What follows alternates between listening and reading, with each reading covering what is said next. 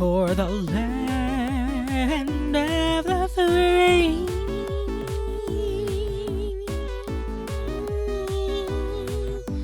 In the home of the pot roast. This is a Yankee pot roast here on RJ's Food Rocks.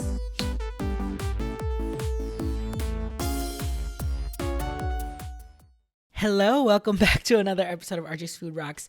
You are getting this video early because, as we know, tomorrow is Thanksgiving, and I wanted to drop a little video to show you a recipe that you could potentially make if you're still thinking about what you want to do for Thanksgiving.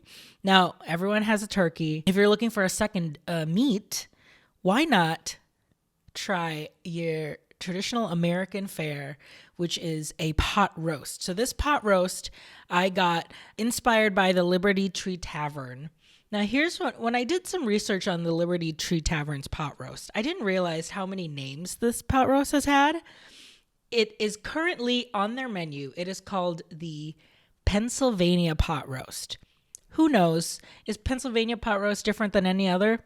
I don't know. If you know, if you're from that state, please let me know. Different recipe websites, I have found it be called the Yankee pot roast. I've also seen it called New England pot roast. So I'm going to call this one the Yankee pot roast because it makes me think of when in Golden Girls, when Blanche, in her family line, she finds out that she has like people that live in Buffalo.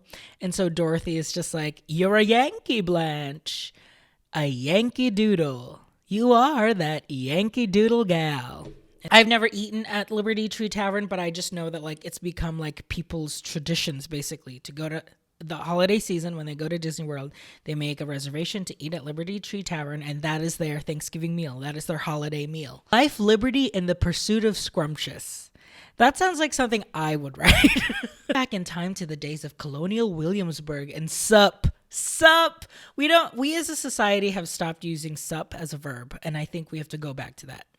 Sup in splendor on the fall harvest bounty proffered by the sons and daughters of Liberty Tree Tavern. The trick with pot roast is that you should have like chuck roast cuts of meat in your meat aisle in the grocery store. And so it's a very economical dish. You can just get kind of like a cheap, large cut, tough cut of meat. The trick is just really cooking it low and slow to make sure that it breaks down and all that beefy goodness kind of combines together with the pot roast. So in my Dutch oven, I've got about 2 tablespoons of butter melting, and I'm basically just browning this chuck roast that I floured just so I could get a nice little brown crust when I butter it. So when you're buttering it, you're essentially just, making sure that all sides get that nice and brown, and even the corners.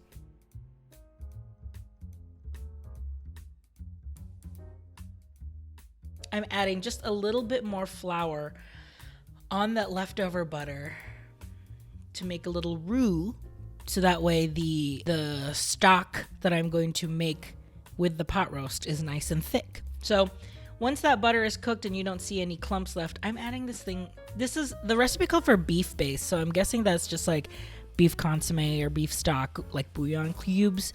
I did not find any bouillon cubes. I just found this thing called beef broth concentrate, and I tried it and I am in love with it. So this is probably going to be my new quick trick in the kitchen if I need a burst of beef. So I'm adding, I put 6 tablespoons in there, so that's 6 good squirts of beef. To this I am adding 1 chopped tomato. Make sure you include all of the juices in there. And then I'm getting myself a good glass of red wine. Through this episode, I found out that I have a high trigger for headaches through red wine. Cooking it and eating it was fine. It's because I had like the glass of wine with dinner. So you guys have so much to look forward to in your 30s. You find out you can't eat foods that you used to eat before. Anyway, I picked a nice, robust cab sav. When you are making pot roast, they do want you to get more like deeper reds rather than like something light. So like a cab sav or a merlot. I picked a cab sav because I loved past tense, drinking Cab Sav when I could. We're using about half of the bottle, but because we use concentrate here, you can go ahead and use more wine and not actually dilute it. If you don't want to use red wine, that's totally fine. You can just use beef broth. So I'm cooking off the alcohol essentially. Once you start bubbling it, you can mostly smell it when you smell kind of like the alcohol go away, disappear. That's when I'm gonna add all of my other vegetables. So I have a medium onion, I've got 2 carrots here, and about 2 or 3 garlic cloves that I've diced up. Once you see this is all bubbling, I'm adding some more vegetables. It's not pot roast without celery. And I love mushrooms, so I am using quartered mushrooms here too. So you're just gonna mix this up, make sure it's all evenly mixed. And then when you're ready, pop that pot roast back in the middle. Let this bubble to boil, and then turn it down to a simmer and then cover it. And you're essentially cooking this as long as you want. Now, this recipe that I found, it said an hour. I would have leaned longer. I think like even if you like make a traditional pot roast like on a crock pot or something, or in the oven, like a beef bourguignon, you would go a lot longer than an hour. So I would say like 3 or more, to be honest. Also, if you don't feel comfortable like leaving a stove like all for 3 or 4 hours on like this, at this point you can dump this all in a crock pot and then just turn it on like low for like 4 hours or high for like 2 hours, and I think you'll be fine there too. So different options as you make your pot roast, whatever's easiest. Like if you're making a full meal, if it's easier to just pop this in a crock pot and leave your stove and oven for your turkey and other things, go ahead and do that. All you're really checking for is how tender that meat is. So during the 2 hours, I would just say just keep checking on that meat, see if it's nice and tender.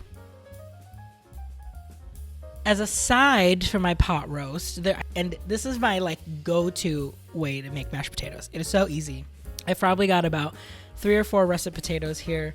I've peeled them and I've cut them into quarters, and then I just let them boil in the water. Once you've got it fully boiled and you put stick your knife through it and it's tender, dump out the water, and then in that same pot, you're gonna start mashing. So as you can see, I added like a splash of milk. I'm just like eyeballing it. Splash of milk and butter. And then with my potato masher, just mashing. And if I want it to be a little bit more creamier, I'm gonna add a little bit more milk, and then vice versa. Don't forget to salt it. Don't forget to salt your mashed potatoes. And pepper, obviously. And if you want to go crazy, to add a little cheese on it. So I had like extra Havarti cheese because it's a nice melting cheese. And I added that, and my mashed potatoes ended up being very cheesy and creamy.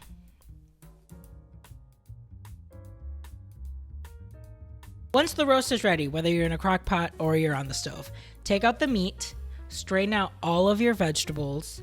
I just remembered I forgot to add rosemary and thyme to this pot roast.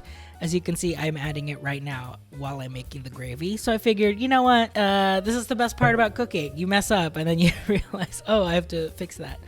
So I'm adding the herbs in the gravy because I'm going to cover the pot roast in gravy anyway. So this is me making the gravy, right? I have strained out all of and then I'm adding what is it called when you combine so it's essentially softened butter and flour. You rub it together so that it makes this paste, almost like a roux. So what you could do is let butter and flour melt first in a saucepan and then add this gravy, or do the other way around like what I did and added the butter and the flour mixed together in like a paste form and then added to the gravy, and then mix that until all the flour is melted and you've got a nice glossy gravy. And since I had all of those leftover mushrooms, because I only used half of the package, I cut those mushrooms up and then I added them on here on the gravy because I love gravy and mushrooms. I can make I just thought about, I still have this gravy in the fridge. I can make like a Salisbury steak moment, get some ground, beef, and do that because I still have leftover mashed potatoes too. Inspiration. You never know where it's gonna come, huh? But anyway, that is it. So I am plating now. I am using the mashed potatoes as a base. I'm adding the pot roast pieces on top, putting in your vegetables, and then pouring in that gravy. And there you have it. The Yankee pot roast. Yankee pot roast went to town to fetch a pail of water. There it is. There's your pot roast. Enjoy, America.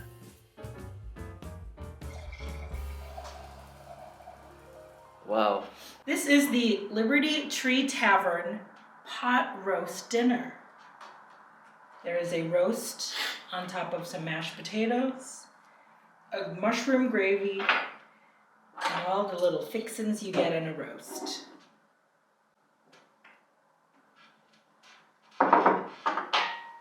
Cheers. Because you want to be a baby about it. I know. Put it on my plate. I don't really like fat and the ligament part of beef. There you go. There we go. Mmm. Mmm. Mmm. The roast itself could be a little softer. We simmered it for an hour. I think I would have done more, like maybe 2 or 3. Just how the Pilgrims made it. Just how the Pilgrims made it. Very much into the gravy. Happy Thanksgiving. Hope you are so full that you're just watching YouTube videos all day. And hopefully it's mine. Alright, is it off? Yeah. This sucks. No, it's good. I wish the roast was a little more tender. My first 3 bites work. Is this doable for a Sunday? This was very doable for a Sunday roast. Thank you so much for watching this episode of RJ's Food Rocks. You can find me on all of your social platforms at RJ Food Rocks. But if you want to support the show even more, the best way to do that is through the Patreon.